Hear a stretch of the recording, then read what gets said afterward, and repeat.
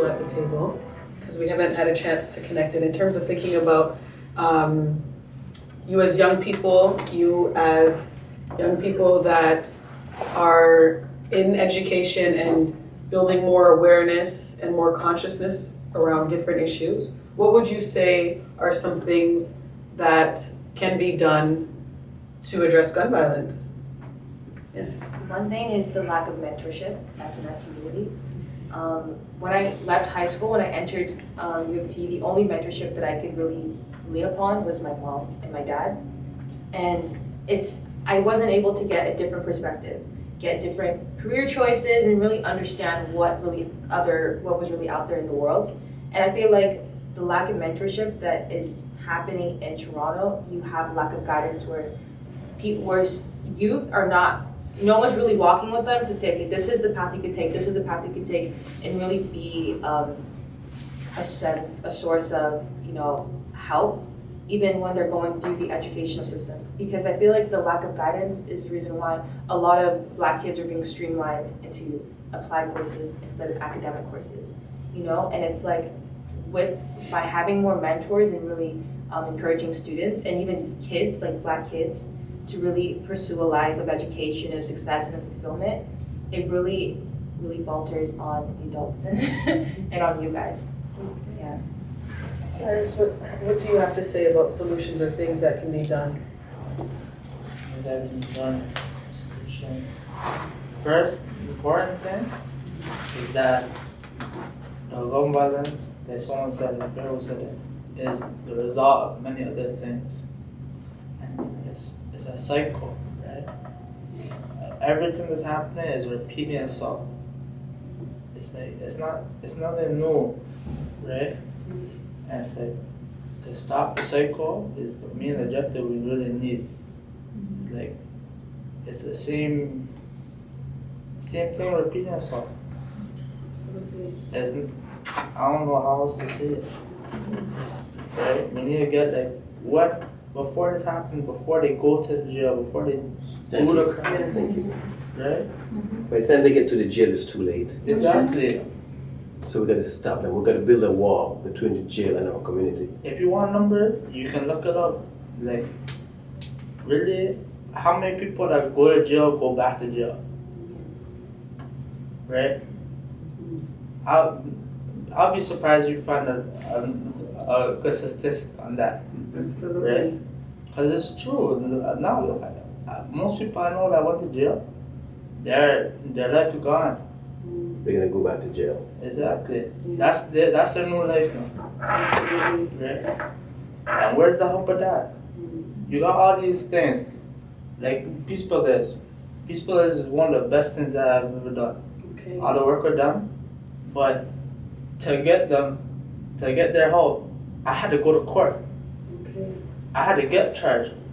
I had to find the resources, right? To not go to court. Right. Right? How's that making sense? Okay. So we need more prevention, stuff up front, breaking the cycle. Like before it starts to happen. Okay. Right? You need positive outlook. Chucky helped me get ID, health card, helped me get my passport, helped me get my driver's license. These are necessities, right? Absolutely. This is nothing I should be proud to have.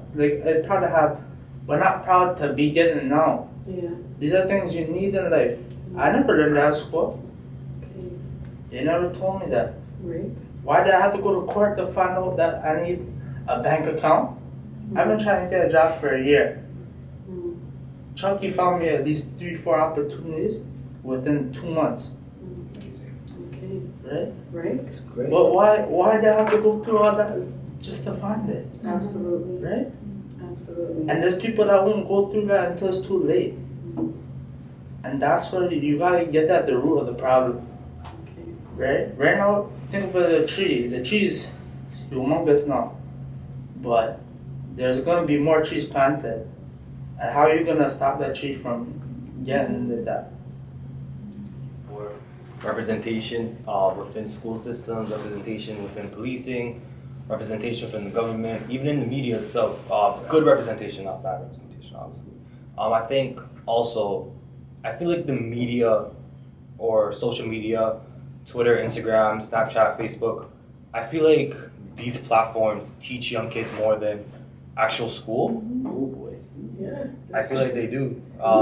Because there are a lot of bad influences on social media. I don't know if you guys know who Debbie is? You probably know who Debbie is.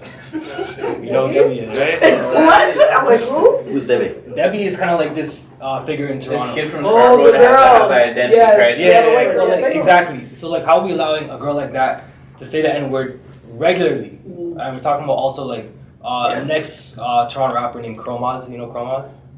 Yeah. She says the N-word regularly, and it's something that's normalized. That shouldn't be a thing, right?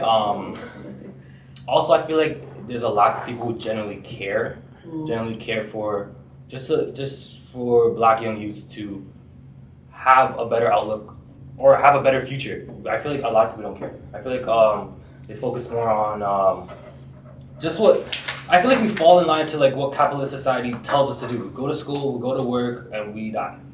I feel like if we're just focused on getting more money and just focus on getting a better position in our job, and we don't really care about other things, I feel like that's the root cause. And I think you brought up a really good point too in terms of just social media and how effectively are we utilizing technology to also build critical consciousness, to inform young people of resources that exist, or kind of getting their voices to inform strategies that we as a community want to build forward. So I think that is really important that you kind of brought that up, because I definitely feel like it is still something, that we're trying to work through as a community. There's also a gender problem, because the youth stay in this space, Right. and then there are adults and parents. Interracial, yes. I don't even know what they do. I don't know.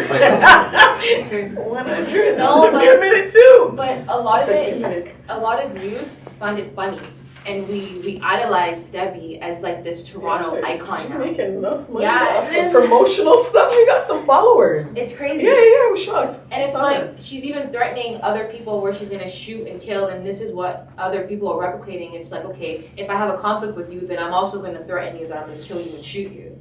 And it's these type of actions where it's like there's no sort of conflict resolution, nothing that's being taught positively on social media.